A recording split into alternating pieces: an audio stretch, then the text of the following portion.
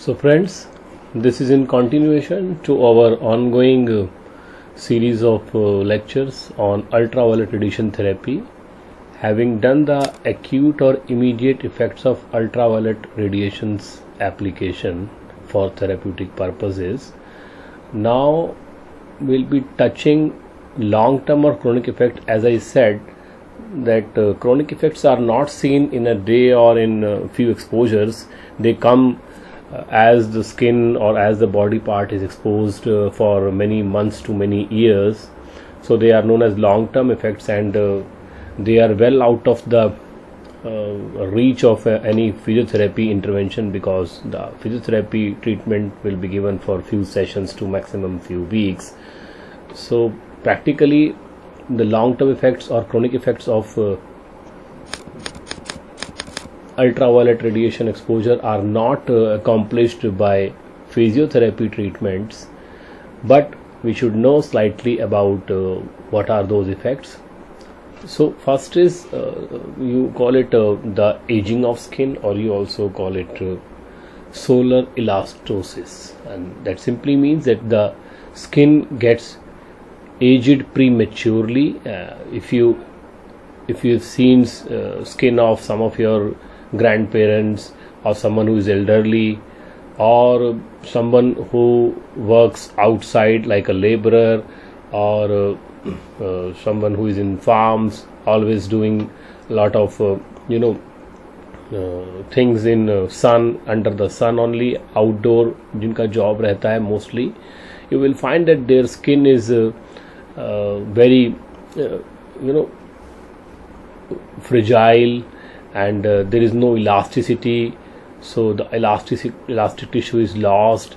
You will find their skin is wrinkled, it's quite dry, and it's thick also, which means leathery. So these are the signs and symptoms. Very easily you can connect with these symptoms, or which I should say features rather, with someone's skin who is an old person. So wrinkled is one very characteristic feature, you can say, is always there. Loss of elastic tissue or loss of elasticity, and a leathery skin. So these are the common aging signs of a skin, and they are mainly because of years of exposure of ultraviolet radiations to the body and mainly to the skin. Second one is skin cancers. So mainly we see the basal cell or squamous cell carcinomas, because ultraviolet radiations have capacity to exhibit some chemical reaction. So they make some changes in the DNA, that is a genetic material, and the short ultraviolet waves should be avoided. So they should not, their exposure should not exceed for more than 4 weeks. So cancer, because the short ultraviolet means high energy ultraviolet, and high energy ultraviolet will have more capacity to induce these kind of chemical reactions, because chemical reactions need energy. So ultraviolet C type can give you these kind of changes in the DNA, which can lead to skin cancers of squamous cell carcinomas or basal cell carcinomas. So but these remain, as I said, not in the reach of physiotherapy regular treatment. Now let us come to the dosage of ultraviolet radiation, because once a therapeutic intervention is there, you need to understand its dosimetry also. It will be given in some doses. Now the dose in case of ultraviolet radiation is not in terms of some time or some intensity, because the UVR dose depends upon the UVR response, and UVR response is different for different persons, even if the intensity and the lamp remains same. Suppose you have this part of the body and this part of the body. This is, let's say, the back of the body, and this is face, right? And you have one more, and this is the inner aspect of arm. I have taken 3 different areas of the same person. This is the arm, skin of the arm, that is the inner aspect. This is the face of the skin, that is again something which is heavily exposed to UVR all the time, because face is always out. This is your back. Now I take another example. You have 3 persons. One is a person with negroid skin. One is a person with a very fair skin. And one is a person with brown skin. Now you know the ultraviolets are absorbed by melanin, and the concentration of melanin is going to be different in these three different persons. A negroid skin have heavily populous melanin, whereas a fair person will have very less amount of melanin. So we have different conditions. So we have different persons which will give you different UVR responses. We have different parts of skins which will give you different UVR responses on the same exposure. अगर हम इन तीन parts को एक ही lamp लगाते हैं, एक ही बराबर देर के लिए लगाते हैं, हो सकता है हमारा ये पार्ट जल जाए और हो सकता है हमारे इस पार्ट पर कोई फर्क ना पड़े. Because face is less sensitive for UVR, because face is always there in sun. So the face has got more familiarization with respect to UVR exposure. But the inner aspect of arm is some area which is always covered by the body, and because it is inner aspect, so there are very less chances that this part is familiarized with the ultraviolet exposure. And you find that these parts are practically more fair, which means less melanin is there in such parts. If you see the inner aspect of your arm, you will find that this will always have comparatively less amount of suppose this is your arm. Now I'm drawing this is your arm. So now this is the inner aspect, just below your axilla. This is your inner aspect. तो अगर मैं यहाँ पर आपको lamp लगाता हूँ तो you can find that there are chances that you will have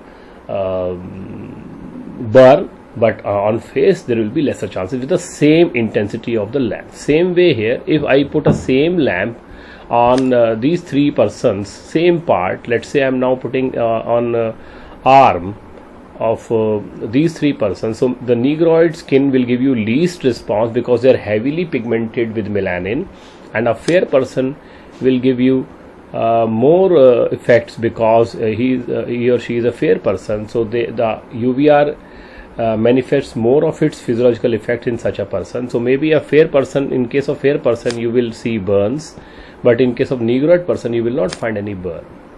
तो एक ही लैंप से एक ही टाइम में you can find that you can have different responses. So UVR responses or UVR dosages are not done by mentioning the time and intensity of the lamp. आप ऐसे नहीं कह सकते कि इतने वाट का लैंप इतने मिनट लगा दो तो आपको ये रिस्पॉन्स आ जाएगा. This will depend upon person to person. So UVR responses are described in terms of the effects produced on the skin, and we have basically four doses level. First is E1, second is E2, third is E3, and fourth is E4. So this is very simple to understand. Now what is this? You know, I told you that the erythema in case of UVR does not come instantaneously. There is a difference between the erythema that comes instantaneously because of axon reflex mechanism that you see in some heating modalities or that you see in some electrical stimulation. जब हम किसी part को current लगाते हैं या heat लगाते हैं तो वो पार्ट एकदम से लाल हो जाता है. But in case of this UVR exposure, the heat is not going to come instantaneously, immediately. It will come after a time because you know there is a histamine production, and histamine production will give you this erythema. So erythema will come after some time. So the time duration between the application of the lamp and occurrence of erythema is known as the latent period. So the erythema of UVR exposure always come after some latent period. So now the latent period is more in case of E1 dose, it is lesser in case of E2 dose, it is very less in case of E3 dose, and it is least in case of E4 dose. Very easy to understand. देखिए जितना आप dose बढ़ाएंगे जल्दी आएगा. तो इस case में देखिए बहुत देर बाद आ रहा है, 6 से 12 घंटे के बाद you get erythema. In this case within 6 hours you will get erythema. In this case within 3 hours you will get erythema, and in this case within 2 hours you will get erythema, which means सबसे ज़्यादा जो बड़ी dose है वो E4 है because इसमें बहुत जल्दी erythema आ रहा है, 2 घंटे बाद ही आ जाता है. So this is the latent period. Now you see what is going to be the intensity of erythema. Erythema in this case will be pink. In this case it will be red, but when you press that part it will become slightly lighter in color, which means it is blanching. So you say that it is blanching. Blanching is when you press a part and the part becomes lighter in color, you call it blanching. तो अगर आपको लगता है red है but दबाने से हल्का सा pink हो जाता है तो you say that it is blanching.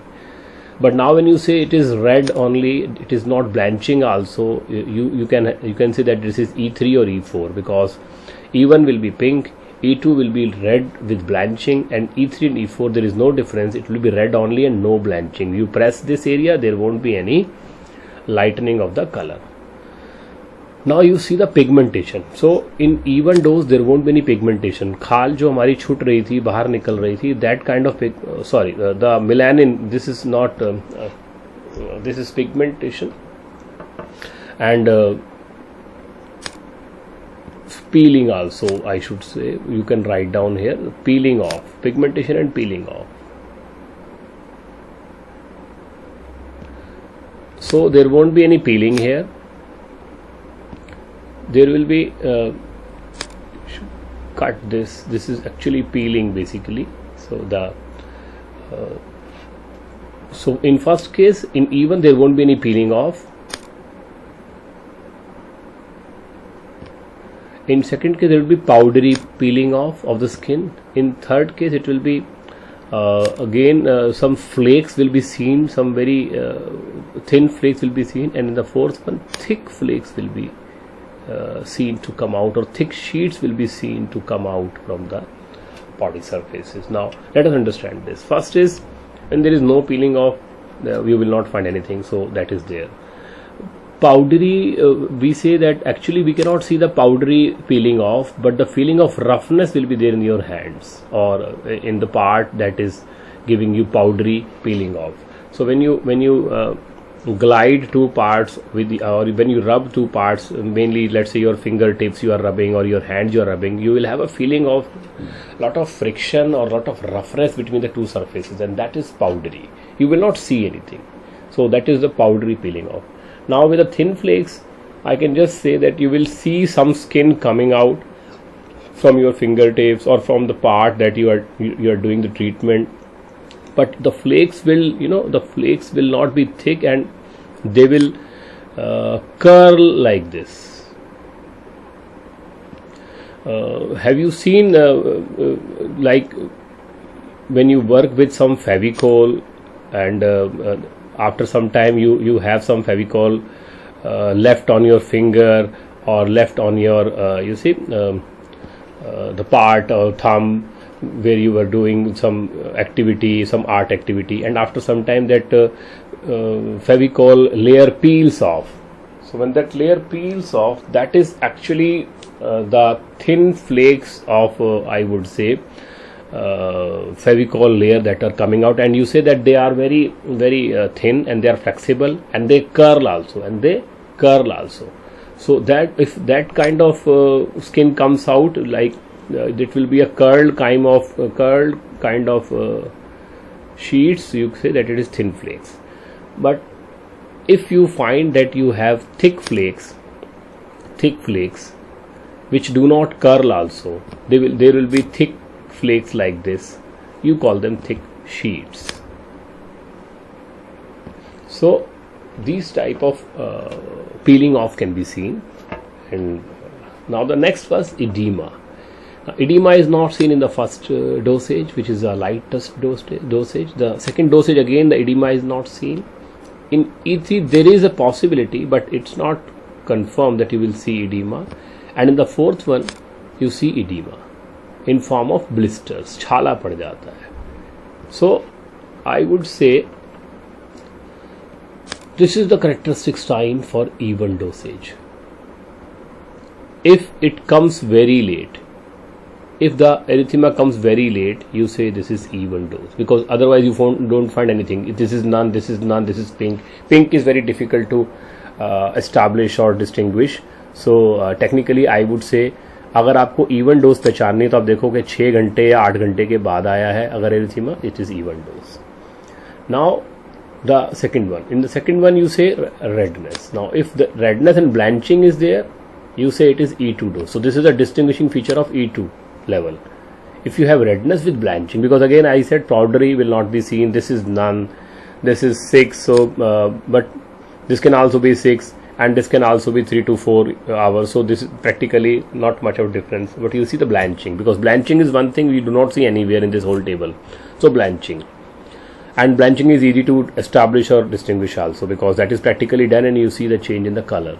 So that is distinguishing feature of E2 dose. Now you come to the E3 dose. E3 dose is very easy. Again, as I said, you can see this factor, but the best factor to see is when you see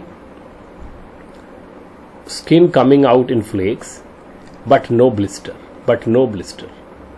so that will be your E3, right? Because this is red, this is red, this is red, so this is confusing. But thin flakes you won't find anywhere, and if there is no blister, it is a clear case that this is E3. And the fourth one again is, this is going to be the main factor to establish whether this is E4 dose and this is blister. So blister you don't find anywhere in this whole table, so it is very easy to establish that, okay, if you see a blister, you say this is a E4 dose, and this is the maximum dose, or the dose which gives harmful effects, I would say, is E4. So E stands for erythemal. Erythemal dose 1, erythemal dose 2, erythemal dose 3 and erythemal dose 4. So now you know what are going to be the skin responses and what are going to be the dosage corresponding to the skin response. So E1 is when you get all these things, E2 is when you get all these things, E3 is this, and E4 is when you get the sunburn kind of blister kind of thing. Now how do you relate it among themselves? So if in terms of E1 we mention E2, E3, E4, we say obviously E1 is 1 times E1, because that is E1 only. E2 is 2.5 times of E1, which means ढाई गुना. E3 is 5 times of E1, and E4 is 10 times of E1. So which means if with the same lamp for the same person, you have to keep other things constant. If for a particular area, same person, same lamp is used, now we can describe the dosage in terms of time, which means the time of exposure. If we are keeping all these three things constant, if the person is same, the area of that person is same, and the lamp is same, now we can say if in 5 minutes exposure you get E1, then in 12.5 minutes you will get E2, 25 minutes you will get E3, and 50 minutes you will get E4 for the same person, same area, same lamp. 5 minute अगर आपने lamp लगाया उस जगह पर, and you say that E1 has come, so now you do not need to find out E2, E3, E4. You can just do them by multiplying this time by 2.5 or 5 or 10, and you get the value of the other three dosages. Is it clear to all? So that is the relation. So basically we find the E1 dose in clinics, and based upon the E1 dose we can calculate the E2, E3 and E4 dose by multiplying the time of, and now the dose is mentioned in terms of time of exposure. We are not going to mention other things, so we mention the lamp, the area, the person and the time. Now there are other factors also which should also be considered, like based upon the response of UVR pigmentation, different skins are classified as different type. Type 1 skin will always tan. The type 1 is it will always burn but it will never tan. So this is first type of skin. कुछ लोगों की skin burn कर जाएगी, tan नहीं करेगी, which means melanin will not increase but burning will be there. In the other type 2, it will also burn but it will slightly tan also, which means the melanin can be increased in these kind of skin. Type 3, it will sometime burn but it will always tan. So you can see the tanning is now increasing, burning is now decreasing. Always burn, sometime burn. Never tan, slightly tan, always tan. So the portion of melanin is increasing, and as the portion of melanin increases, the chances of burn will decrease, because automatically the more of ultraviolet will be absorbed and less of the burning will be possible. Now in the fourth one, you see it is always tanning, it never burns. So now maybe the skin has got a lot of melanin in it, and it does not burn, right? In the next type, it is pigmented skin of mongoloid type. In the pigmented skin of mongoloid type, so this is again a human race which belong to mongoloid race, and their skin is called pigmented or mongoloid skin. So that is a type 5 skin, and you don't find any kind of tanning or any kind of burning in such skins. And sixth one is a negroid skin. Again, it is a human race known as negroids or Negroes, and in their skin also you don't find any tanning or you don't find any burning, and their pigment is and their skin is heavily pigmented. You all understand this, that the negroid skin is heavily pigmented. So इस तरीके से भी हम देखते हैं कि हमारी जो स्किन टाइप पेशेंट की कौन सी है. मान लीजिए हमारा, जैसे हमने टेबल आपके लिए मैंने बनाया है, हम इसमें आप देख रहे हैं एरिथीमा और ये सब चीज़ें देख रहे हैं. बट अगर आप ये देखते हैं कि ये जो बंदा है, this patient is of type 6, so then there is no point looking for all these things, because E1 and E2 will not be seen in such patient. They will never burn, they will never have blister, they will never have erythema or pigmentation or peeling. So we have to mention that what type of skin is it. Maybe for these 3-4 types you will have that table applicable.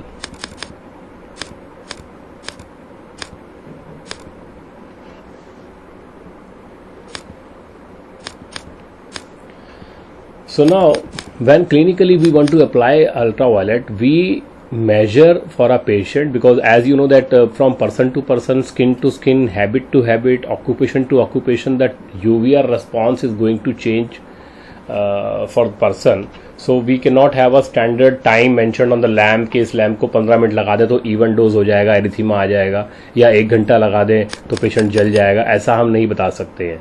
It will depend from person to person, lamp to lamp, and area to area. Maybe for heel he will have a different dose, and for inner aspect of arm or abdomen he will have a different response. So basically we calculate the even dose, and the even dose is also known as minimum erythemal dose, because that gives you minimum erythema. So we mention it E1. So even dose is calculated practically for the patient in the clinic, and then it is mentioned, and on subsequent exposures of treatment, practically found MED or even dose is used to calculate the even dose or E2 dose or E3 dose or E4 dose. So हम हर patient पर even dose निकालते हैं और उसकी file में या उसके clinical record में मेंशन कर देते हैं कि with this lamp, with this person, at this area, this was the time for getting even exposure. And if you want now E2, उस टाइम को आप 2.5 से मल्टीप्लाई कर देंगे. If you want E3, you multiply that time with 5, and if you want the E4 dose to be given to that part, you multiply that time with 10 times and you get the E4 dose. So that is the formula. So now let us see how do we calculate for a person the even dose or the minimum erythemal dose. It's very simple to understand. Let me just you see, as I said that now that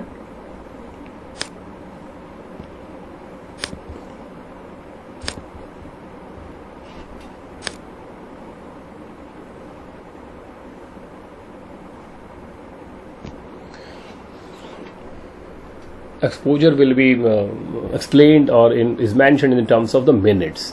So basically what we do, we take a strip of some lint cloth, or we can take a cardboard, or we can take a thick paper, or these days there are some patches available, and these will have different holes, and the holes are of different shapes. First hole is, let's say the central hole is circular, the adjoining hole will be rhombus, the other would be, let's say, rectangular.